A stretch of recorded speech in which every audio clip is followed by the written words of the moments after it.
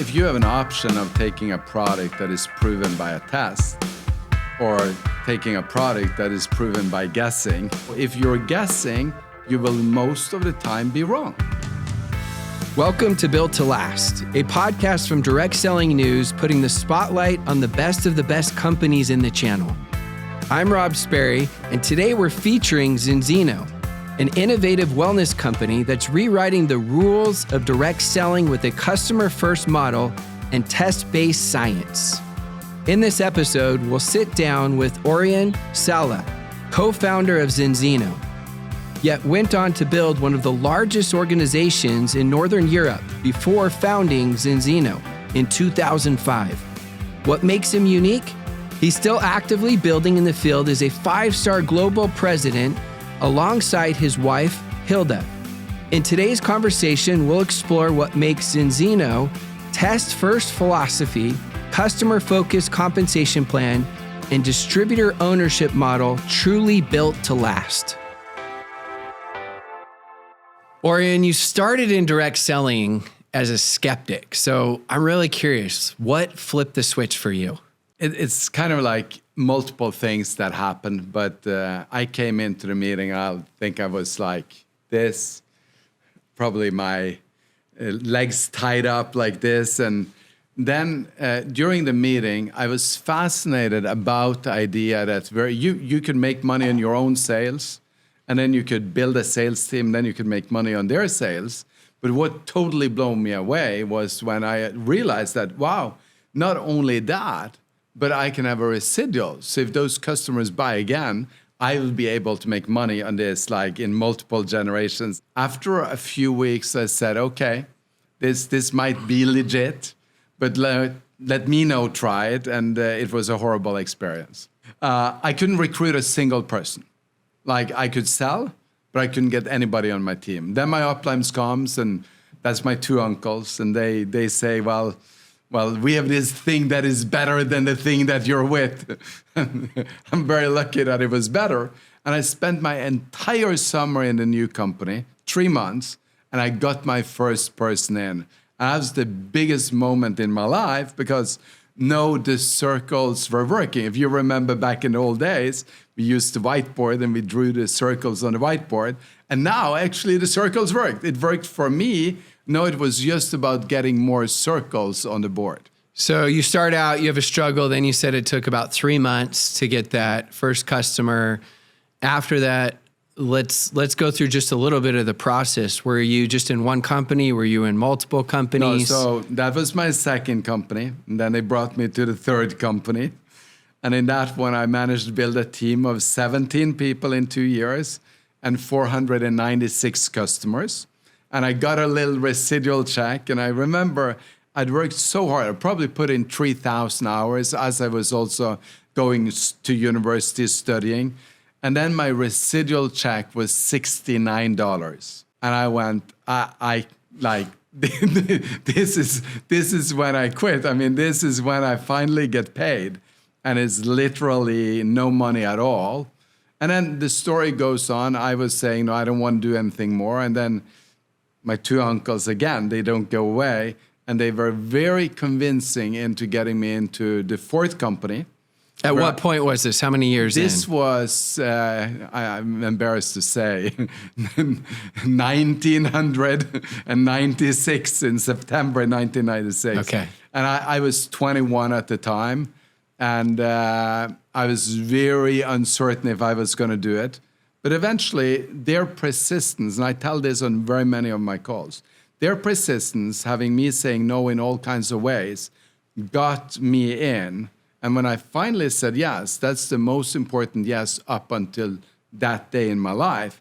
And if they wouldn't have been persistent, I would have never joined again, and my life would have been completely different.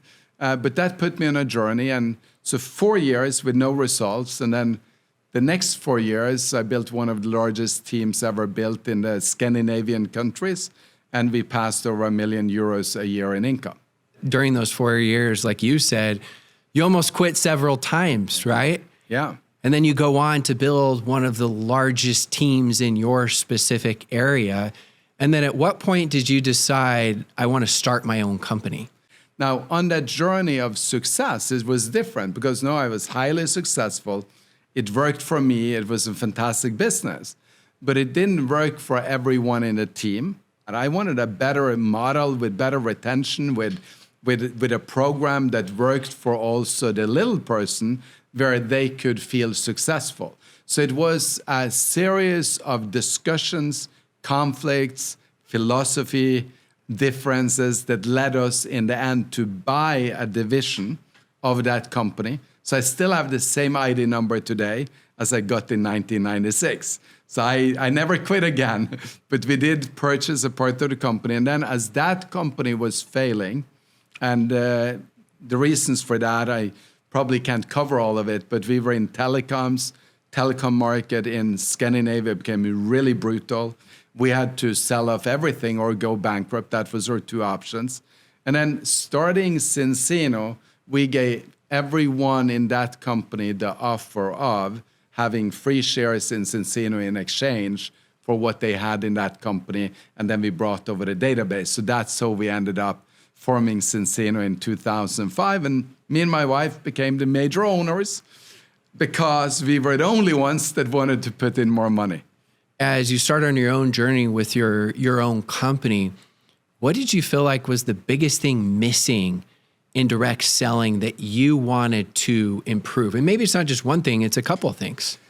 Brings me to what did I like with direct selling? I love the personal development aspect. I love that people come in, they've never really heard about how they build their dream, never really understood how goal setting can affect them. They've never done those exercises that we do in so many of the events. And it's transformational for people when they start believing in themselves and knowing that they can do. So I love that part. On the other side, the failure rate, I wasn't really willing to accept the kind of failure rate that we had because it was just too brutal. And then the idea that we would just recruit people, which was what I grew up with, and that customers was a byproduct, didn't make sense to me. So I defined my life. This happened at the same time as I turned 30. So I was a philosopher for a year before I was turning 30. You know, you go through everything. You want to know, what am I going to do with my life when I grow up? I say everything you do in your 20s doesn't matter. That'll be forgotten about, but when you get into your 30s, it matters. Your decisions will be remembered. So that was the process of coming in. I found out that I love working with innovations. I wanted to be a place where we could innovate and where we would never accept the status quo. It's not enough to have 18 months life length on the customers, which we have today. I want to push that to 24, 36. I want to get people when they are newborn and the first box they get when they're a little girl is a pink little box on how to be in balance. And then when they're 102, they're still taking that same product. I want to create that kind of relationship between the customer and the company and keep on pushing that envelope until it becomes as good as we can. And then when it comes that good, then we keep on pushing because it always should be innovation and improvement. That's what we truly believe in. Then I love working with people. Personal development, professional development, seeing them growing from being young boys to becoming men to become powerful leaders. That makes me excited. You know, I thrive upon people developing. And then the last part of it, which is so unique in network marketing, is the equal opportunity. That if I'm an owner in a company and I employ people, there is somewhat of an equal opportunity. But in a company, if we take like a revenue share, maybe you spend 8, 10, 12% on salary. Some companies, it's maybe 30%. But then inside of that pool, the game is rigged. And it's not unfairly rigged, but if you are not the CEO, you are not going to make the same amount of money as CEO, and there can't be 3 CEOs. So it's not an opportunity which is equal to everyone in the company. Then you could say investors and so on, and that we're owners today, so we have a different role than the people in the field. Well, we're stock listers. Again, We try to equalize it as many places as possible, even though there will always be differences in society. But if people put in their time, they dream their dreams, they set their goals, they're willing to work on themselves, become professional at what they do, they can raise up in the compensation plan. And it's not an endless amount of money you can make, but there is no limit to the amount of times you can increase your salary. You can always keep on increasing by building more and developing more teams. And that part, that's direct selling or network marketing for me. Yeah, I love hearing your passion, and I'm seeing some of the things you guys have done and that you do. And I believe you were a huge visionary in those mid-2000s in the sense that at that point in time, there were not that many companies that were focused on customers.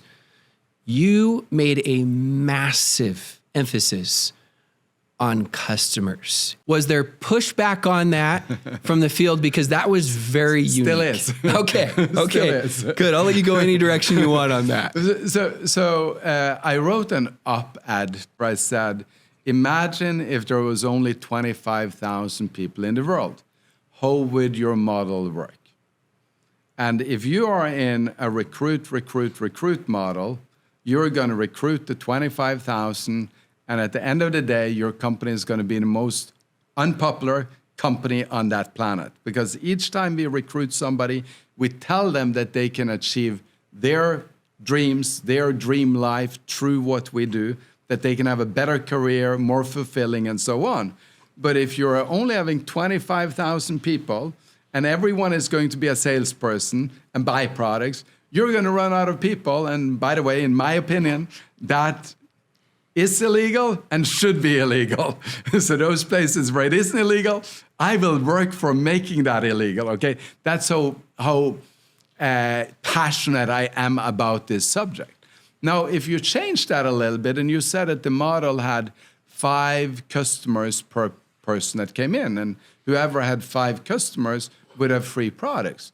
Now, would your model work better? Would you be more popular? Yeah, by the end of the time, when 25,000 people have joined, then you have most customers, and every one of your salespeople have free products, and every one of your salespeople then has a profit every month, and you could survive as a company. If it was 25 customers for everyone, well, then every one of your salespeople would not only have free products, but they'd have a good extra income, and quite a few people would have a full-time income because you're not now sharing the money with everyone. Most people then on your planet, or in your world, is just paying, and a few people share the money out of that. And that model is simply better. So why did we do what we did? Because it was better for the people that we worked with.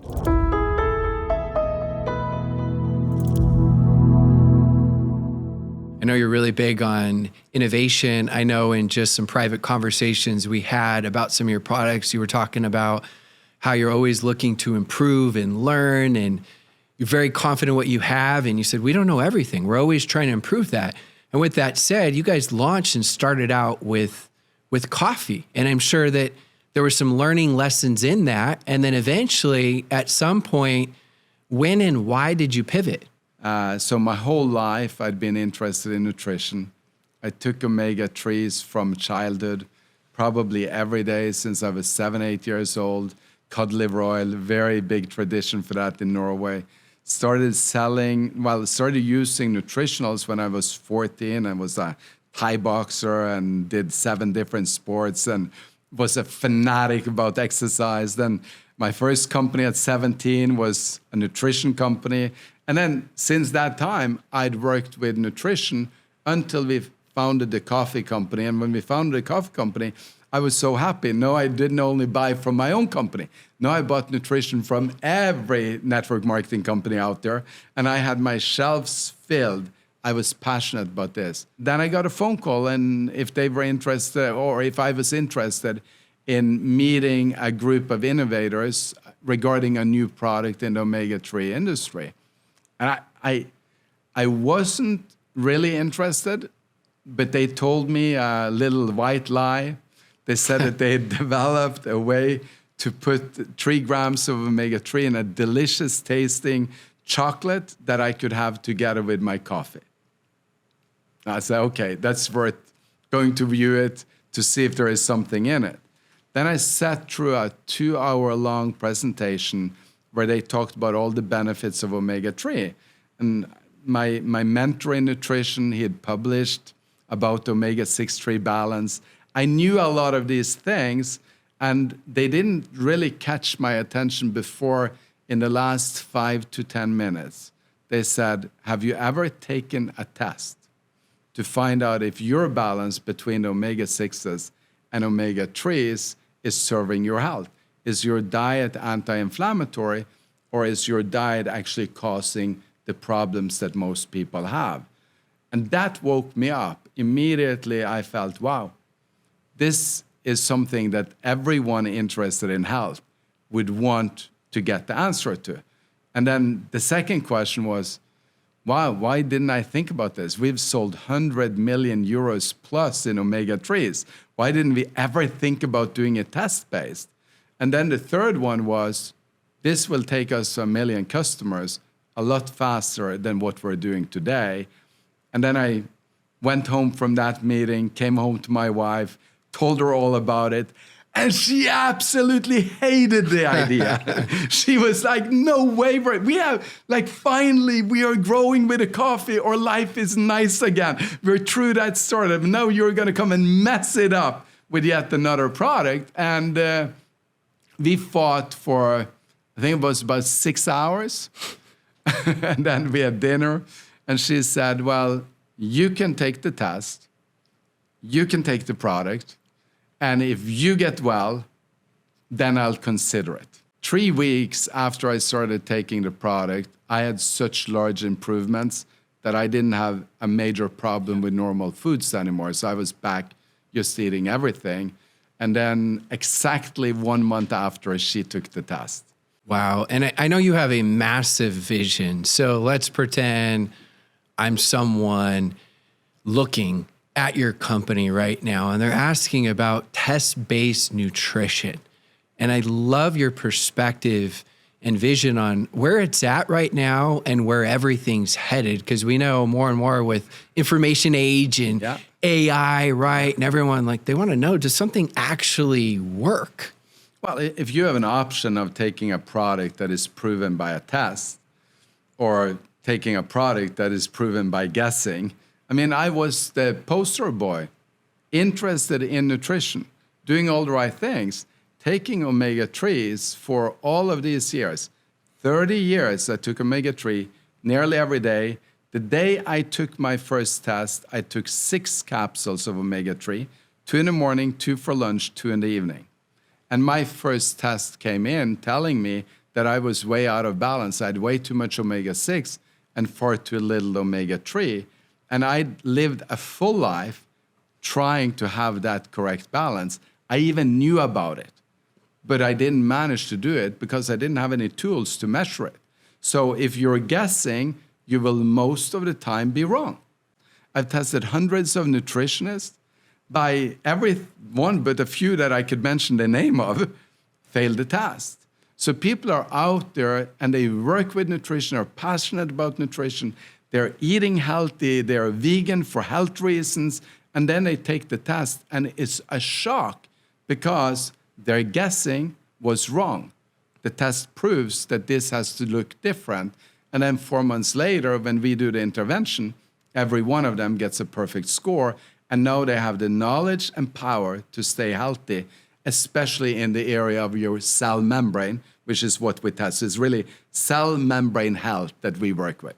Yeah, and I know you have a huge emphasis on, there's the first test, what % actually get to that second test? And then beyond that, you guys have some phenomenal retention numbers, which in Built to Last, we talk about how there's a bucket and the water's the recruiting. And that's what so many of these companies just focus on. Of course, there's importance to that. Oh, absolutely. But then there's these holes in the bucket. Yeah. And you have focused on the retention and plugging in those holes. And I believe that second test is a big part of that. Yeah, it's critical. So if we look at our statistics and we look at people coming in without a test and how many months they buy our products versus people coming in with a test, and how many months they buy our products versus people that come in with a test and they do the second test and how many months they buy the product, you go from a normal retention rate, better than average. We still get 5, 6 months, maybe 7 on the ones that just come in without. And then we go far beyond average if you do the first test. And then you go to nearly a lifetime when they do both the tests. Amazing. And your omega-3s, obviously the tests will show that they work. But before the test, when you're talking about how great they are, what makes your omega-3s different, special, unique? Well, they work. That's number one. So we actually are very focused on the test. I don't want to argue with you. I hope that the product you're taking is fantastic. I hope that you actually have a perfect score on tests. So if I got to test you at any point, I'd say, I want you to succeed. But the likeliness in America, where you live, is 99.5% that you will fail the test. And that's why it's so important to test. If you fail the test, then please use our products for 4 months. And then after that, take a test again, and we'll prove to you the difference. Now, what is the magic behind it?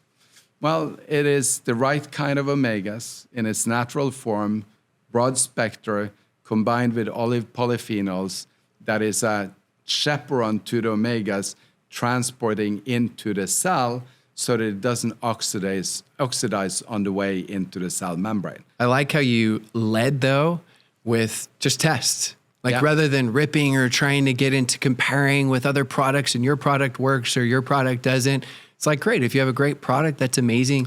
Just test, because that simplifies the whole thing where everyone doesn't have to feel like they're scientists, right, or doctors, or explain it. And I like them to turn into high knowledge, because high knowledge gives you great confidence. And if you have confidence, you're more likely to take action. So attitude, then knowledge and confidence, then a clear reason why you're doing things, your motive behind it, then everyone takes action. So that is a big part of it, is making them into that. But after they gain the knowledge, the masters simplify it. And the simplification is that, hey, if you take the test, that will tell you something about your cell membrane health. There's other direct benefits that is the same for all the products out there. But here, this test will tell you what's your status today. We do a nutritional intervention, and 4 months later, you'll have a perfect score. And if you happen to be one of those 0.5% that does get a perfect score, we'll refund you all the money. We don't need your money because we're looking to just make the entire planet like you. And just one side note, if we go back 50 to 100 years, everyone had that balance in their cell membrane. So this is a modern problem, and we're using a modern food to solve the problem.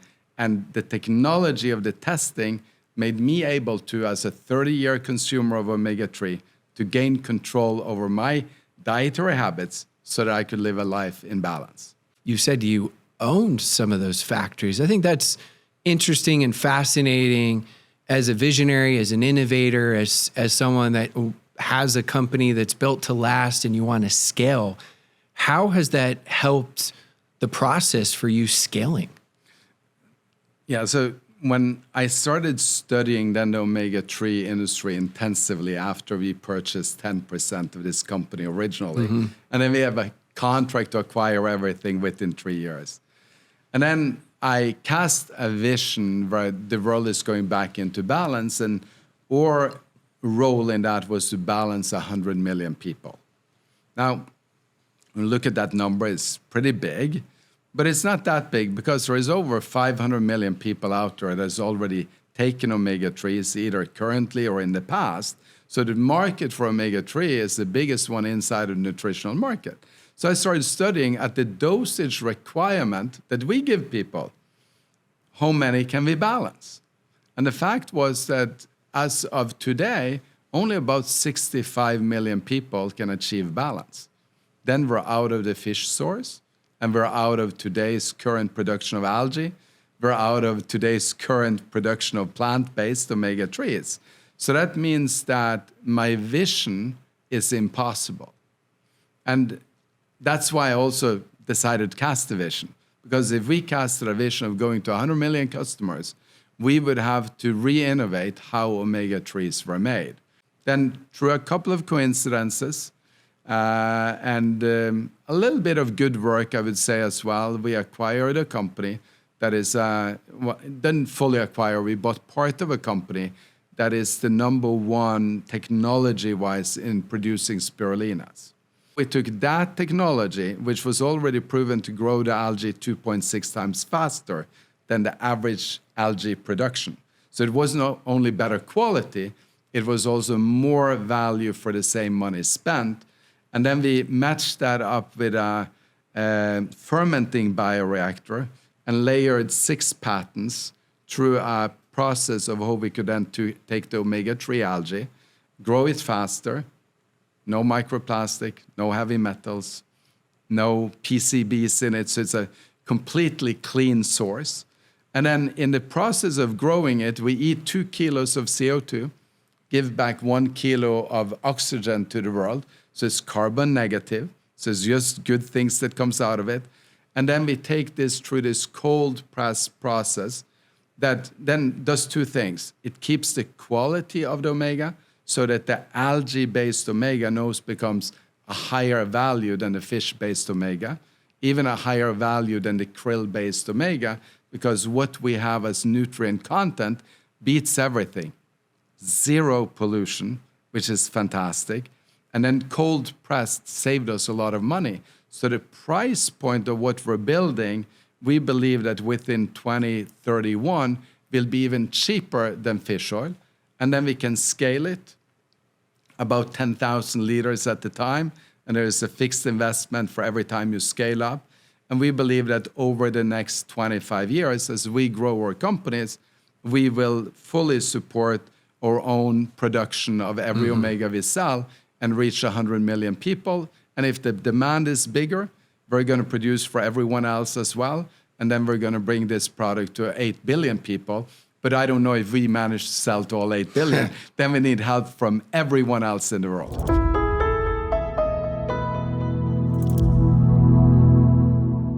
Your vision of being a customer-first company, a customer-focused, right, type company, you've matched that with your compensation.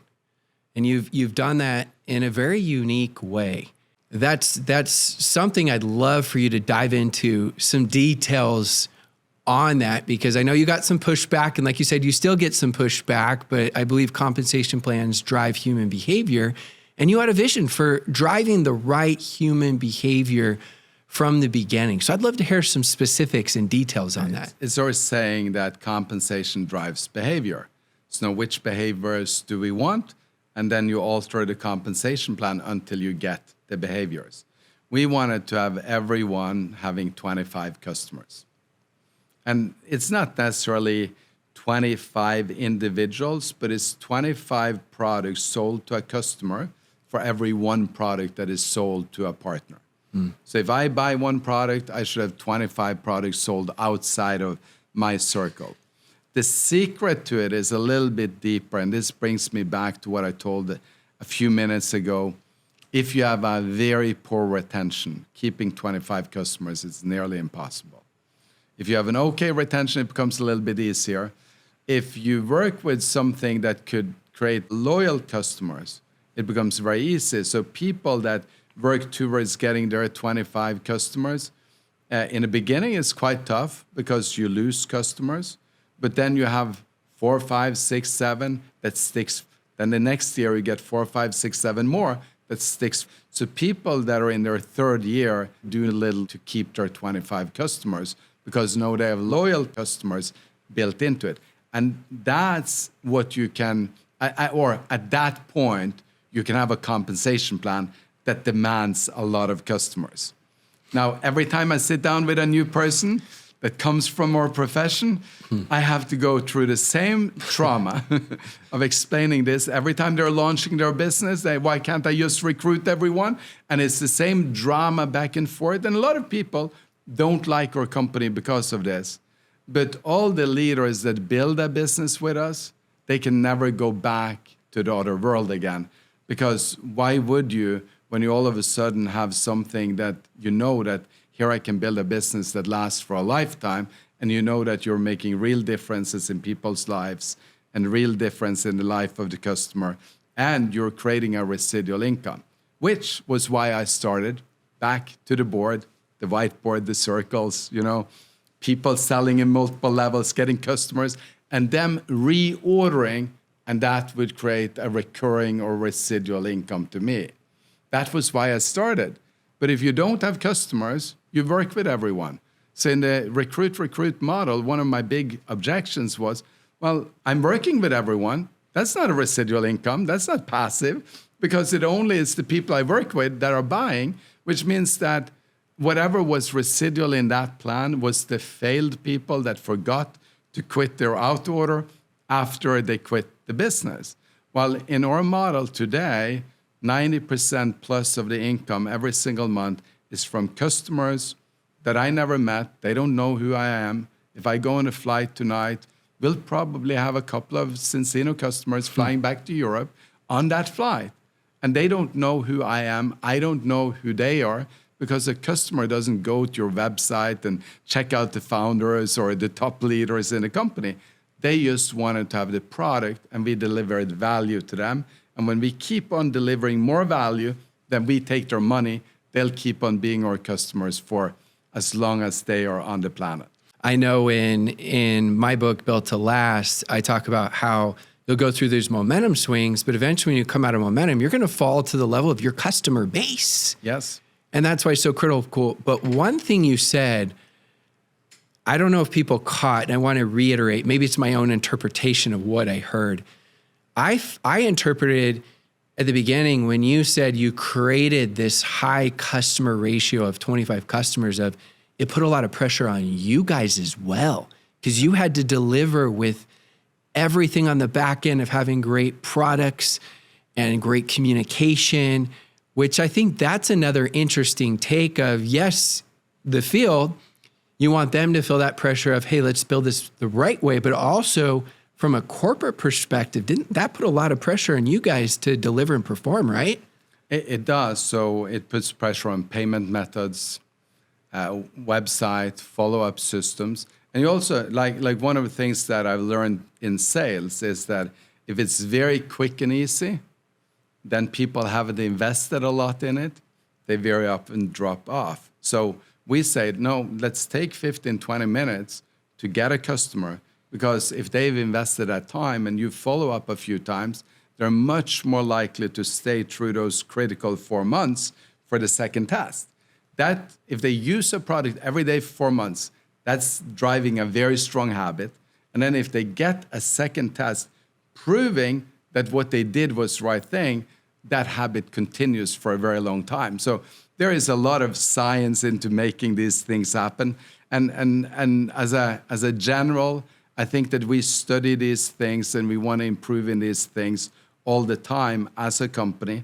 And then it also is getting the leadership on board, wanting to do the right thing, wanting to create that model, and teaching and training. And the biggest fight that I have, maybe shouldn't tell this, but that is when we have access to data and we see that one of our top leaders, well, they maybe haven't quite their quota of 25 customers. They maybe have been buying a little bit too much of that on their aunt or whatever it would be, or their mother or themselves, and so on. And that is to take that fight with them about the culture we're building. Because if my top leader can't discipline themselves to have the customers, well, then they won't discipline their team to have the customers. Then eventually the culture will be lost.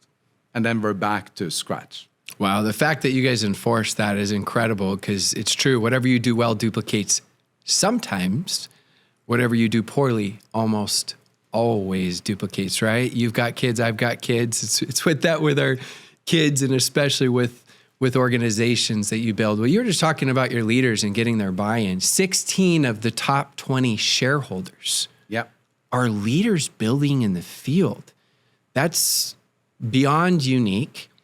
I'd love to hear some of the strengths on how that helps your company navigate through the storms and have that vision of where you guys are headed. And also, I believe you've got people that are in tune on what's going on a daily basis. Well, it brings me back to that third thing that I figured out when I turned 30, that I like to work with equal opportunity. So the comp plan is equal opportunity. But on the ownership side, it will never be completely equal. Just like in a comp plan, if somebody builds 4 lines instead of 2 lines, the one with 4 lines is going to make more money on the same volume than one with 2 lines. And that's fair because they've done something different. But we wanted to build in a basis into our comp plan where the top leaders are rewarded with shares in our publicly traded companies. So every year, those that achieve president, they get an opportunity to get 200,000 euros worth of shares. And then for every rank they go above that, then next rank is 300, then next rank is 500, next rank is another 500. So they can build their ownership in a company. At the same time as they can invest their money, if they want to own more, they can invest their money and then own shares in a company. So I had a leader council here a couple of weeks back, and one of the leaders that have been with us since 2011, he said, you know what? It's really nice with the campaigns now and like the tickets to the next event, because inside of the ticket, we were sponsoring 1 year of school for a project in India. So we have a school in India, and if you bought the ticket, we would sponsor 1 kid for the year and stuff like that. And we have right now 1,400 students, and it's going to expand to a couple of thousand in the next year and so on. And he said, but I'm out of money, because I'm buying all my commissions into shares. So I don't have money to invest in these tickets right now. And he wanted to make 2 points on that. One was that he wanted really to give away a lot of money to that project, but he also wanted to say, my most important thing is not to go and buy a new car or get a new watch or do anything like that. I want to be an owner of this company because I believe in the future of it. So our leadership councils, which we run every week, are very different because it's really a combination between a network marketing leadership council and a shareholders meeting, because all the biggest owners are there. So if we talk about adjustments in comp plan, well, there is a full buy-in on that. If we talk about improving, changing the products, there is a full buy-in because they're also owners. They want the best for the company, and they want the best for themselves at the same time.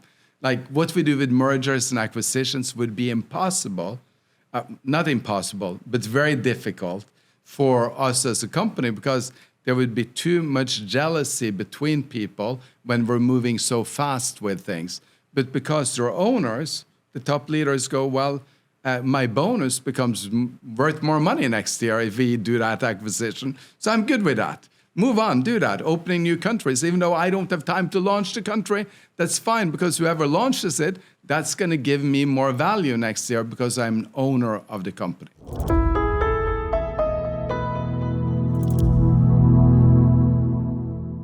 Well, you just give a little bit of insight into the mergers and acquisitions. You guys have had, I believe, 8 in the last 18 months. Most of the time, just being frank and honest, they do not work out. And I know you know that. You guys have had tremendous success with mergers and acquisitions. So if you're willing, I'd love to hear a little bit of the playbook. I know that you're very studious. I love how confident you are, but also humble in the sense. I know that you've studied books on it, but then also there's some things you just can't study. You got to live through. So tell us, how do you make these mergers and acquisitions work? Well, we've been successful with some of them. Some are in progress, and some are brand new. So I here leap into the risk of having to correct myself in the next podcast, which would be fine, because I think that everything you do, you learn from it, and then you improve up on it. And before I conclude on that, I just wanted to make one point on what we said earlier. To build a great company, I think stop looking too much on the bottom line. Stop looking too much on the comp plan. Stop looking too much on everything that you do on marketing and making it fancy and being cool and all of those things. and start really drilling into, are you creating a product that makes a difference for your consumer?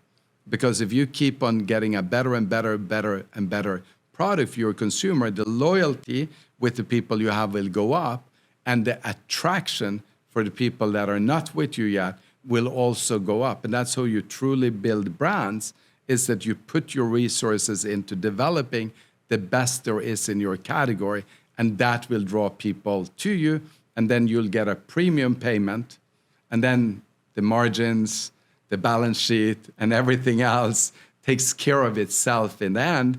25 customers becomes easy.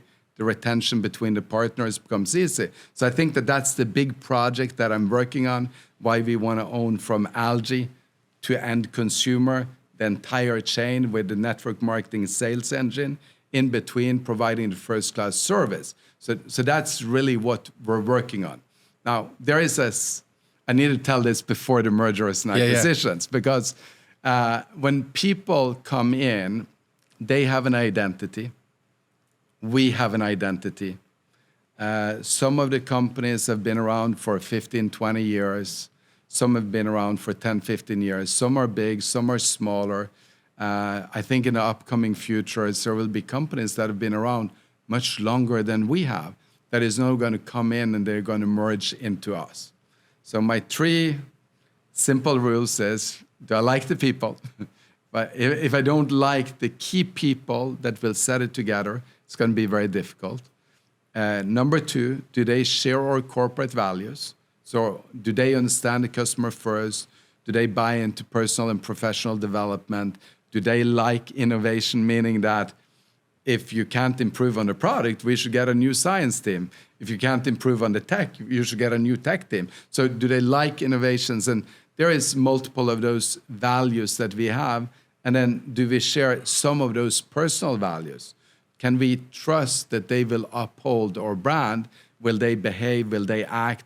And that's the 2 first step. And then number 3, if those 2 checks out, before we go in and make the final deal, they have to buy into that they are coming on our journey. So that the identity that they have, we will open up pockets and rooms for them to feel at home, but it is going to be the march to 100 million customers. That's the journey that we're on. And the hero has to be clear. The hero is the balance test and the balance oil or center. Even if we launched gut health testing, which have a lot more interest on the internet right now, and we could show up on 100 podcasts talking about it everywhere because there is a huge interest for it. What's our hero is that the cell membrane health, that's what we provide, and we do that with a balance test and a balance oil. And every other product, including the gut health test, which is our own test, should support that. So if there is a weight loss, it should support that. If there is an energy, it should support that. Everything should support the hero, because then people are still on a clear mission towards what the vision is of Zinzino. That's a superpower that you have, that you all have as a company, is having focus. Leonardo da Vinci says, simplicity is the ultimate sophistication, and that's a quote in Built to Last for a reason. And so hearing real life stories of what you guys do and how you keep the hero product, because it's so easy to get distracted these days, right? And get in the hype fatigue and new launch. And then it takes so long for the field to figure out to go in one direction, right? Yeah, and if you're copying others, you will not be the original. Like sometimes you could build a good company on it, but you're not the original. And I believe, yes, we have products that are just like other people's product because that category is not our hero category. But I think in your hero category, spend the time, dig into product, make the best there is in the world, own the entire manufacturing if you can. If you can't, then have a dream about it. And 20 years from now, you'll be able to do what we did, walk into a situation where we could create something that completely changes the outcome of our company, being the leader of the entire industry of what we sell in our hero on the manufacturing side, from algae to omega. It's like, it really fires me up to do that. But stop worrying so much about what the others do. Focus on your hero, and that will make you great. Then people will know your identity, and they would want to follow that identity. You briefly touched earlier on being a publicly traded company. What do you feel like some of the unique advantages are in this day and age and in direct selling in being a publicly traded company? So number one, why we did it was, again, because we wanted to have equal opportunity. And when we wanted other people to have shares, you needed to give them a platform to trade on. So when we did our IPO, we asked for no cash. We just put it in the stock market. We were debt-free. We had money in the bank, and we were paying dividends. So we didn't need any money. That was not, I didn't sell any shares. I've actually only bought shares since we put it into the stock market in 2010, I think it was 2011, and then from 2014 at the NASDAQ.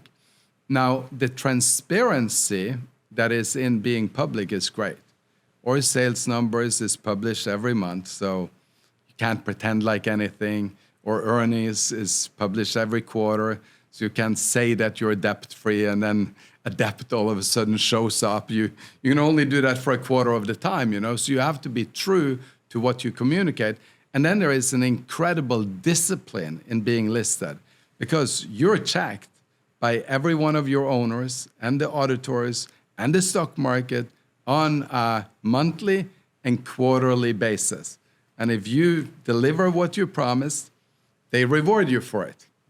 If you don't deliver quite what you promised, then they take away some of your value, and the short sellers appear and they try to drive down your stock. And then you get disciplined in increasing your profit margins, improving on your processes, implementing new technology for cost reductions, and you become better that way. And that's why I'm thrilled to be in the stock market. And then the last part, if you then become popular, you get a great evaluation, you print your own currency that you can use for mergers and acquisitions. And that's one of the reasons why we have the capital to acquire that many companies, because most of the money we spent is printed. We print new shares, we give it to them. For us, it's sort of free, it costs the shareholders, but for them it's real value. They can sell it tomorrow and collect cash for it. So I remember earlier you were talking about your wife and how she was against starting right with the Omega and the testing and all of that stuff. And then she said, fine, if it works for you. And she was very, very active. Is she still active now? She is the reason why I'm where I am today, because I remember when I wanted to quit, when I was ready to give up everything, and I said, we'll go the traditional route. This is too difficult. I can't take more of the backstabbing. I can't take more of people like that don't believe in us or say wrong things and so on. And she looked me in my eyes and she said, no, we're people that finish what we started. And Hilda, she built to president in her comp plan on her own position. I built to president in her comp plan on my own position. We were fighting about who could qualify each one of the trips. The first, we've bought for 20 years, we've bought 2 tickets to our annual conference. Each year we buy the ticket. So there is no freebies just because we're owners in the company. We work in the field like everyone else. And she's very competitive. She's very driven. She's just absolutely amazing. And then one little thing on having a marriage inside of building network marketing, field leadership, or just being entrepreneurs and building a company together. I think deciding up on some very strong pillars in your life is important. And from our common mentor, we learned at a very young age that we needed to set some absolutes. So when we got married on 3 things that we wanted to achieve in our marriage. And that was that we wanted it to be everlasting. And then we decided that it's going to be ever growing, because I don't think if you're not growing that it's possible to make it last. Because if you don't grow together, you grow apart. And then we want it to be wildly romantic, because then you have the chemistry and you don't have all of the struggles that is often lost if you don't have the chemistry. And the chemistry brings us together and we're a unity. And I think for our field, when we go on stage together, they can see that. And I also love that because we become a role model also in that area, not only for money making or a vision casting and so on, but having a family of 3 small kids, running global operations in 50 countries and doing all of that together with both of us having an equal role, I think is a great model for, or at least it's what we wanted. And I hope it's a great model.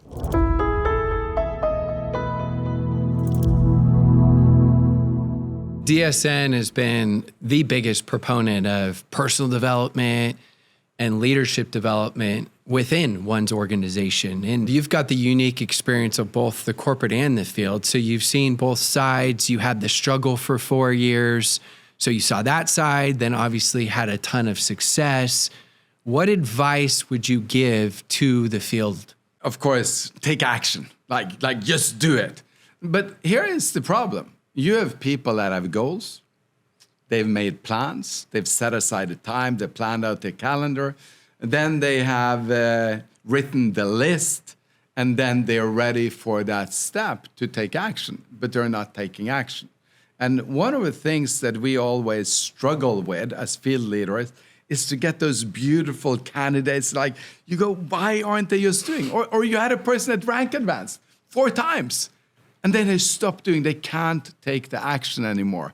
And one of the things that I've been working on is to understand what's the process that leads to action. Because it sounded now like I presented, you set the goal, they make the plan, they build a list even, they even know how to invite, but they're not doing it. What is the process behind that? And what I've found is that your attitude is everything.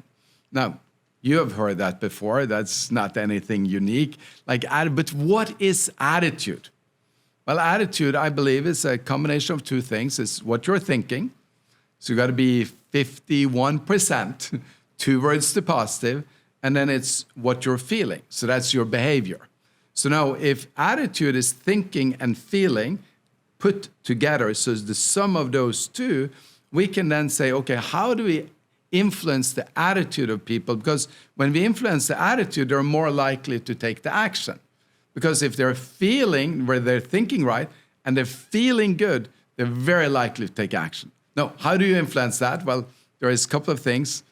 So motions comes before emotions. So you simply ask them to just stand up and jump up and down for 60 seconds, and their attitude will be elevated. It's not complicated.